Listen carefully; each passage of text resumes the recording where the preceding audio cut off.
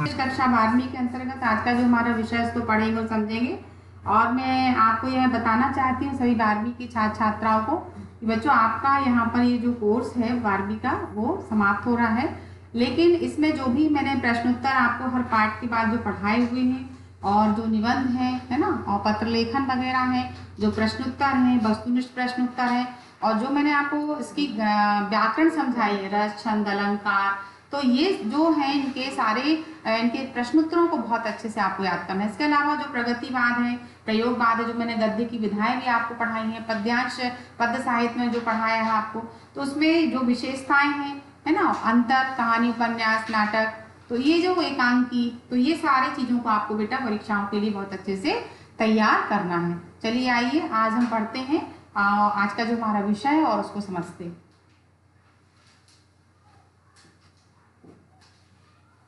जैसे कि आप बच्चों देख रहे हैं ये है वीरेन मिश्र गीत समग्र, है ना, वीरेन मिश्र ये यहाँ पर और गीत समग्र। चलिए ये जो पिक्चर में आप देख रहे हैं आज हम इनके पद्यांश को पढ़ेंगे और समझेंगे। ये है वीरेन मिश्र, इनका थोड़ा यहाँ जीवन परिचय हम देखते हैं। वीरेन मिश्र जी का स्थान नवगीतकारों में महत्वपूर्ण स्थान है। उनके लेखनी में तथा कंठ में एक अजीब समाधुर है। मिश्र जी सरस्वती के भरत पुत्र हैं। कवि तथा गीतकार वीरेन मिश्र का जन्म दिसंबर 1927 को ग्वालियर में हुआ था। श्री मिश्र जी ने जीवन पर्यंत मानव मूल्यों की स्थापना की। शिक्षा प्राप्त करने के बाद उन्होंने पूरी तरह से स्वयं को लेखन कार्य में ही क्या किया, तल्लीन कर दिया। उनका स्वभाव सरल विनम्र था। अपने बड़ों का सम्मान करते थे, छोटों को स्नेह करते थे। वे संघर्ष की साक्षात मूर्ति थे। स्वाभिमान तथा दृढ़ निश्चय उनके स्वभाव का प्रधान गुण था। उस समय कवि सम्मेलन उनके बिना अधूरे समझ आते थे। अतः मिश्र जी कवि सम्मेलनों की शान थे। जो 1975 में है गीतकार सदैव के लिए हमसे दूर हो गए। चलिए इनकी रचनाएं देखते हैं। वीरेन मिश्र जी की प्रमुख जो रचनाएं हैं वह है गीता, मधुबंती, गीत पंचम, है ना, उत्सव गीतों की लाश पर उत्सव गीतों विलास पर वाणी के कंठहार, धरती, गीतांबरा, शांति, गंधर्व आदि प्रमुख है। उन्होंने गीत, नवगीत, राष्ट्रीय गीत, मुक्तक के अतिरिक्त रेडियो, नाटक एवं बाल साहित्य की भी रचना की। चलिए इसके बाद है भाव पक्ष। सरस तथा सफल गीतकार वीरेन मिश्र मूलतः गीतकार हैं। उनकी रचनाओं का सामाजिक, सांस्कृतिक और राष्ट्रीय धरातल पर अत्यंत व्यापक है। जनसाधारण उनके प्रेरणा स्रोत हैं। मिश्र जी सदैव सामाजिक समस्याओं के प्रति जागरूक रहे, हमेशा ही युग चेतना का संचार किया। काव्य का मर्म वही समझ सकता है जिसमें उत्साह और त्याग की भावना नहीं। तो गीतकार के भाव जगत में किसी प्रकार का कोई अभाव नहीं है। फिर है कल्पना यथार्थ का समन्वय। वीरेन मिश्र जी की कविताओं में कल्पना यथार्थ का सुंदर समन्वय देखने को मिलता है। जीवन के शाश्वत सत्य से विमुख रहकर कल्पना लोक में विचरण करना कवि को रुचिकर नहीं लगता। कल्पना के माध्यम से कवि हृदय की अनुभूति कराता है। सत्य, सौंदर्य और कल्पना की गहराई के दर्शन होते हैं। उनमें एक ऐसी कल्पना शक्ति है जिसके द्वारा एक सफल रचनाकार सिद्ध हुए। सुधीर पाठक श्रोताओं की कविताओं में तल्लीन हो जाता है और धरातल के वास्तविक यथार्थ को भी कवि प्रस्तुत करता है। चलिए इसके बाद कला पक्ष। भाषा मिश्र जी ने अपने काव्य में तत्सम शब्दों का प्रयोग किया है और कवि ने अपने काव्य में परामर्श यानी खड़ी बोली का प्रयोग किया है। चित्रात्मकता उनकी भाषा की प्रमुख विशेषता पाई जाती। आपकी भाषा में कहीं कहीं उर्दू, फारसी के शब्दों का प्रयोग स्पष्ट रूप से दृष्टिगोचर होता। भाषा शास्त्रों की गहराई पाई जाती है। कवि की रचनाएं प्रसाद, ओज, माधुर्य गुण से परिपूर्ण। भाषा लक्षण व्यंजना शब्द शक्ति से पूर्ण है। फिर है शैली। मिश्र जी का काव्य ज्ञानात्मकता का श्रेष्ठ उदाहरण है। काव्य में संगीतात्मकता पाई जाती है। संगीत की प्रधानता योग्यता के कारण संगीत की प्रधानता और गेयता के कारण ही मिश्र जी की कविता मंच पर लोकप्रियता को प्राप्त हुई। प्रत्येक घर में उनके गीतों को बड़े ही चाव से गुनगुनाया जाता है। मिश्र जी की कविता में अनुपम प्रभाव, सहज माधुर्य और अद्भुत लालित्य है। प्रतीक तथा भिन्न विधान का प्रयोग स्थान स्थान पर मिलता है। जैसे कि मैंने आपको पढ़ाई कला पक्ष और इसके अलावा इसमें इनकी जो भाषा है और शैली। मिश्र जी की जो शैली में जो गीत है काव्य का नवीनतम विकास प्राप्त होता है। तो ये आप पढ़ रहे हैं कला पक्ष। तो मिश्र जी के जीवन परिचय, भाव पक्ष, कला पक्ष और रचनाएं मैंने पढ़ाए। अब हम पढ़ेंगे साहित्य में स्थान। मिश्र जी छायावादोत्तर प्रमुख गीतकार हैं। उन्होंने प्रयास किया।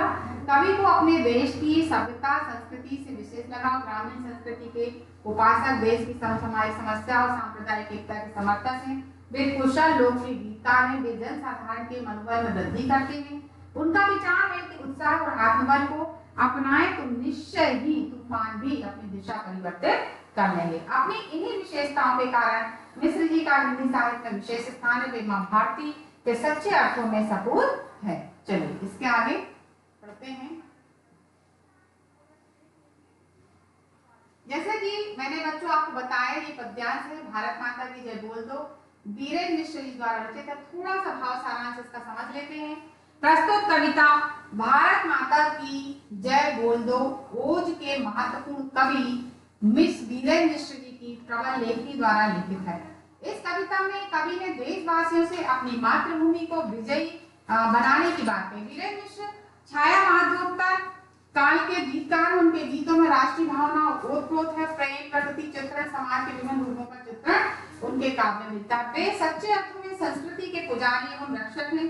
अतः इस कविता में कवि ने सांस्कृतिक चेतना तथा प्राकृतिक सुषमा का वर्णन किया। कवि ने भारतीयों से आह्वान किया है कि भारत माता को विजयी बनाए। इस प्रकार से जैसे कि मैंने आपको बताया कि भारत माता की जय बोल दो ओज के महत्वपूर्ण कवि वीरेंद्र मिश्र जी की प्रबल लेखनी द्वारा ये लिखित है और आज हम इसी के विषय में उसको पढ़ेंगे और समझेंगे। चलिए देखिए, सबसे पहले जो पद्यांश है ये आते भी हैं। इसका अर्थ पद्यांश आता है कि इसका आप संदर्भ प्रसंग सहित इसकी व्याख्या करिए। तो चलिए पहला क्या है, सांझ सकारे चंदा सूरज करते जिसकी आरती, उस मिट्टी में मन का सोना डाल दो, ग्रह नक्षत्रों भारत माता की जय बोल दो। वह माली है, वह खुशबू है, हम चमन, वह मूर्त है, वह मंदिर है, हम नमन, छाया है माथे पर आशीर्वाद सा, हम संस्कृतियों के मीठे संवाद सा, उसकी दहरी पर अपना माथा टेक कर हम उन्नत होते हैं उसको देखकर। ऋतुओं उसका नित्य नूतन परिधान दो, झुलस रही है धरती सावन दान दो, सरल नहीं परिवर्तन में मन ढालना, हर पर्वत से भागीरथी निकालना। इस प्रकार से ये पद्यांश मैंने यहाँ पर पढ़ा। अब चलिए इसके थोड़े इसको समझते हैं संदर्भ और प्रसंग को। प्रस्तुत पद्यांश हमारी पाठ्य पुस्तक के पाठ विविधा 2 भारत माता की जय बोल दो से अवतरित है। इसके रचयिता गीतकार वीरेंद्र मिश्र जी है। ये आता है पद्यांश कई बार, तो आप इसी तरीके से इसको लिख सकते हैं। प्रस्तुत पद में कवि ने भारत माता के प्राकृतिक सौंदर्य का वर्णन किया है और इसकी सांस्कृतिक विरासत को बनाए रखने का आह्वान भी युवकों से किया है। व्याख्या, श्री मिश्र जी क्या कहते हैं, जिस देश का गुणगान सुबह शाम सूरज और चंद्रमा किया करते हैं, उस भारत माता की सेवा पूर्ण मन से करो। उसकी सेवा में अपने मन को पूरी तरह लगा दो। ग्रह नक्षत्रों भारत माता की क्या करो, जय जयकार करो। भारत माता का हम अन्न जल प्राप्त करके बड़े होते हैं और प्रत्येक भारतीय में देशभक्ति की भावना व्याप्त है। हम सभी उसी बगीचे के फूल हैं जिसमें राष्ट्र देव की क्या प्रतिमा है। हमारा इनको नमन स्वीकार हो, हमारे ऊपर है ना आशीर्वाद की तरह छाया किए हुए हैं। विभिन्न संस्कृतियों में आपस में मधुर संबंध हो, साथ ही वार्तालाप मधुर हो। हम भारत माता को अपना मस्तक झुकाकर स्पर्श करके क्या करते, नमन करते। भारत भूमि को देखकर सदैव गर्व का अनुभव करते। कवि ने ऋतुओं का आह्वान किया कि हे ऋतुओं, तुम सतरंगी वस्त्र क्या करो, प्रदान करो। भारत में स्थान स्थान पर हिंसा सांप्रदायिकता की आग लगी है, चारों ओर तनावपूर्ण वातावरण है। हे इसको मानवीय गुणों से परिपूर्ण करो और ऐसे तनावपूर्ण वातावरण में इंसानियत के गुणों का संचार करना काफी कठिन है। यह उसी प्रकार कठिन है जैसे प्रत्येक पर्वत से गंगा को प्रवाहित नहीं किया जा सकता। इस प्रकार यहाँ पर हमने जो प्राकृतिक सौंदर्य भारत माता का यहाँ पर पढ़ा और इसकी सांस्कृतिक विरासत को बनाए रखने के लिए कवि ने नवयुवकों से कहा। काव्य सौंदर्य, कवि ने भारत माता की यहाँ क्या की है, वंदना की है और प्रकृति के विभिन्न उपादानों का यहाँ पर प्रयोग किया गया है। इस प्रकार यहाँ पर हमने इस पद्यांश का संदर्भ प्रसंग और इसकी व्याख्या पढ़ी, जिसके अंतर्गत क्या किया है, मिश्र जी क्या कहते, कवि क्या कहते हैं कि देश का गुणगान पर हमने पढ़ा कि किस प्रकार से हमको भारत माता की जो सेवा है वो पूर्ण मन से करना चाहिए। चलिए इसके बाद है जो दूसरा पद्यांश यहाँ पर मैं पढ़ूंगी कि जिस मंदिर मस्जिद गिरजे में कैद पड़ा इंसान हो, आओ उसमें किरण किवाड़ा खोल दो और कुमकुम पत्रो भारत की जय बोल दो। उसको करो प्रणाम ग्रहों में नीर है, झेलम की आंखों वाला कश्मीर है, बजरे और शिकारे उसकी झील के, लगते बंजारे तारे कंदील से, किसी नारियल बन की गए सुगंध से, अंतरीक्ष के दूरागत मकरंद से, टूटा करता नए गीत का अंतरा, कुछ क्षण को दुख भूल हंसती है धरा, दो छवि कालों के अंतर आवास में और कोई बादल घुमड़ रहा आकाश में। इस प्रकार से ये जो पद्यांश है, चलिए आइए इसकी व्याख्या को, संदर्भ को और प्रसंग को समझते हैं। देखिए जैसे मैंने कहा संदर्भ यहाँ पर जो मैंने पढ़ा है मिश्र जी द्वारा रचित है ना, वीरेंद्र मिश्र जी द्वारा रचित है। प्रसंग आया, चारों ओर अशांति का वातावरण है, पूजा अर्चना के नाम पर पाखंड है, इन संकीर्णताओं से ऊपर उठने की हम सभी को आवश्यकता है। व्याख्या समझिए, कवि क्या कहता है, मुझे ऐसे मंदिर और गिरजाघर चर्च में कोई आस्था नहीं जिन इबादत गाहों ने मनुष्य और इंसानियत को बंदी बना लिया है, मानव संकीर्णताओं में फंसकर रह गया है। इन पूजा ग्रहों के दरवाजे खोलकर इनके पास तक का सच्चा ज्ञान आने दो और भारत के अमर सपूतों भारत की जय जयकार करो। जो दुखी हैं, परित्यक्त हैं, उनका भी सम्मान करो।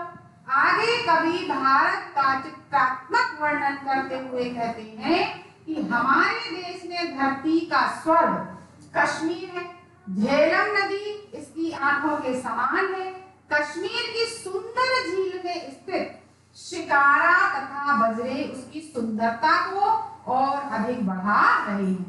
आकाश में चमकने वाले तारे एक लालटेन के समान लग रहे हैं। बेटा इस प्रकार से यहाँ पर ये जो पद्यांश है उसका ये पूरा संदर्भ प्रसंग और व्याख्या थी। ये परीक्षाओं में पूछे जाते हैं, इसलिए आप इनको भी बहुत अच्छे से तैयारी करते चलें। इसके बाद है, ऐसा प्रतीत हो रहा है नारियल वन की सुगंध प्राप्त करने योग्य, किसी उठी हुई भूमि के भाग से पराग की खुशबू लगातार आ रही, सभी और प्राकृतिक शोभा उपस्थित है। इसके पश्चात हमारे मन से प्रसन्नता पूर्वक गीत की पंक्ति अनायास ही निकलने लगती है।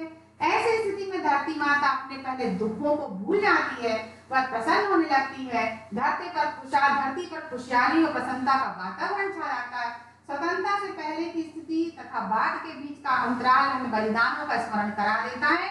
जिस प्रकार आकाश में बादल उमड़ते घुमड़ते हैं, ठीक उसी प्रकार हमारे हृदय में भाव जागरण का दृश्य उपस्थित हो रहा है। काव्य सौंदर्य देखिए, कवि ने तत्सम शब्दावली से युक्त भाषा का प्रयोग किया है और कुमकुम जैसे कुमकुम पत्रोद्र दूरागत है, येता एवं संगीतात्मकता का यहाँ पर गुण है और तुकांत यहाँ पर शैली है।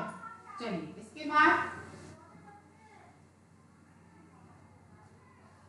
तीसरा पद्यांश हम पढ़ेंगे यहाँ पर, सर्जन की मंगल वेला में धूमकेतु क्या चाहता, बच्चों की पावन उत्सुकता तोल दो और देशन मित्रों भारत की जय बोल दो। हम अनेकता में भी तो हैं एक ही, हर झगड़े में जीता सदा विवेक ही, कृति आकृति संस्कृति भाषा के वास्ते बने हुए हैं मिलते जुलते रास्ते। ये पद्यांश है जो मैंने यहाँ पर पढ़ा। चलिए इसके संदर्भ प्रसंग को पढ़ते हैं और समझते हैं। जैसे कि मैंने यहाँ पे कहा संदर्भ पूर्वक है, प्रसंग देखे, भारत अनेकता में एकता का देश है, ये हम सभी जानते हैं। हमारा जो भारत है वह कैसा है, अनेकता में एकता का देश है। कवि ने स्वतंत्रता के उपरांत पावन वेला का वर्णन इस पद में किया है। व्याख्या समझिए, कवि क्या कहता है कि भारत में स्वतंत्रता के बाद नव निर्माण की पावन वेला है। इस अवसर में कुछ विभाजक शक्तियां भी कार्य कर रही हैं। जिस प्रकार आकाश में धूमकेतु जो है तारा होता है, उसी प्रकार हमारे देश में क्या होती है, विभाजक शक्तियां जो क्या करती हैं, इसको तोड़ने का कार्य कर रही हैं। हमारे में में स्वतंत्र भारत के बारे में अनेक जिज्ञासा, जैसे उनकी जिज्ञासाओं के विषय में क्या है, भलीभांति सोचते। जैसे मेरे पड़ोसी देश है ना, मेरे पड़ोसी देश राष्ट्र, यदि तुम भारत से ही जन्मे हो तो तुम्हें भारत के जय जयकार के नारे लगाने चाहिए। यदि हम जैसे भारतवासी हैं तो हमें अपने भारत माता के लिए क्या लगाने चाहिए, नारे लगाने चाहिए। भारत में विभिन्न भाषा भाषी, आप सभी को मालूम होगा कि यहाँ हर देश, हर भाषा भाषी, संस्कृति, रूप, रंग है ना, छोटे बड़े सभी लोग निवास करते हैं। इसलिए क्या कहा जाता है, भारत अनेकता में एकता का देश है। इसके बाद भी हम सब क्या है, एक अलग अलग होते हुए हम सब एक है, भारतीय है। देश की स्वतंत्रता को बनाए रखना ही हम सबका उद्देश्य है। देखिए यहाँ काव्य सौंदर्य क्या है, यहाँ भाषा तत्सम शब्दों से युक्त है। दूसरा, भारतीय संस्कृति की विशेषता अनेकता में एकता का यहाँ कवि ने उल्लेख किया है, और लक्षण प्रधान और वेद शैली है। चलिए इसके बाद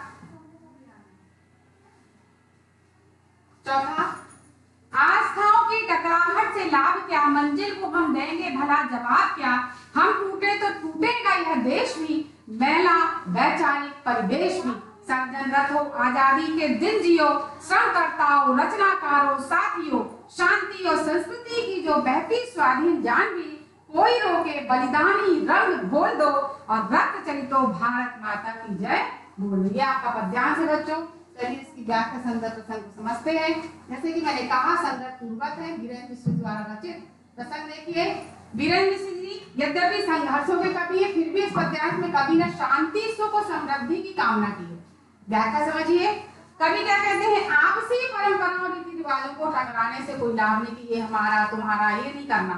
सभी लोगों को अपनी आस्था के केंद्र है। यदि हम भारतीय आपस में लड़ते रहेंगे तो जो हमारी पीढ़ी, भावी पीढ़ी, उसको क्या जवाब दे पाएंगे। यदि हम बटेंगे तो निश्चित रूप से क्या हो जाएगा, देश बढ़ जाएगा, कमजोर हो जाएगा। लोगों में आपस में विभिन्न मतभेद है, विचारों की संकीर्णता है। इस संकीर्णता को समाप्त करने की आवश्यकता है। रचनात्मक कार्य करते हुए हम स्वाधीन भारत में जिए, स्वाधीन भारत में जीवन यापन करें, मजदूर हो, साहित्यकार हो, विभिन्न निर्माण कार्य में लगे, देश हित में लगातार कार्य करते रहो।